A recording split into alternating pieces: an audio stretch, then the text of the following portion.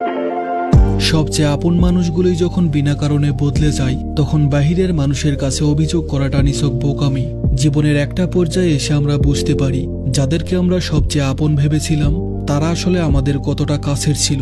যখন সেই মানুষগুলো কোনো কারণ ছাড়াই হঠাৎ করে বদলে যায়, তখন বুকের ভেতরটা ভেঙে চুরে চুরমার হয়ে যায়। আমরা তখন পাগলের মতো কারণ খুঁজতে থাকি, নিজেকে দোষ দিই, তাদের বোঝানোর চেষ্টা করি। কিন্তু সত্য হলো, মানুষ যখন মন থেকে দূরে সরে যেতে চায়, তখন কোনো কারণের প্রয়োজন হয় না। তাদের বদলানোর পিছনে আপনার কোনো হাত নেই, সেটা তাদেরই সিদ্ধান্ত।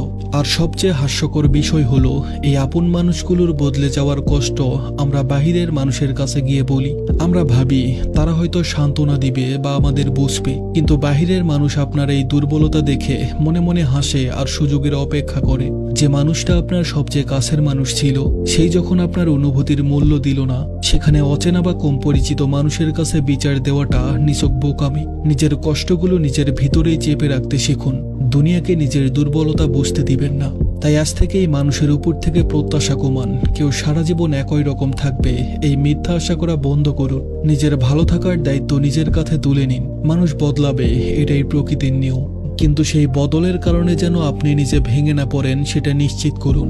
আপনার জীবনেও কি এমন কেউ বিনা কারণে বদলে গিয়ে বড় আঘাত দিয়েছে? কমেন্ট বক্সে বলে যেতে ভুলবেন না।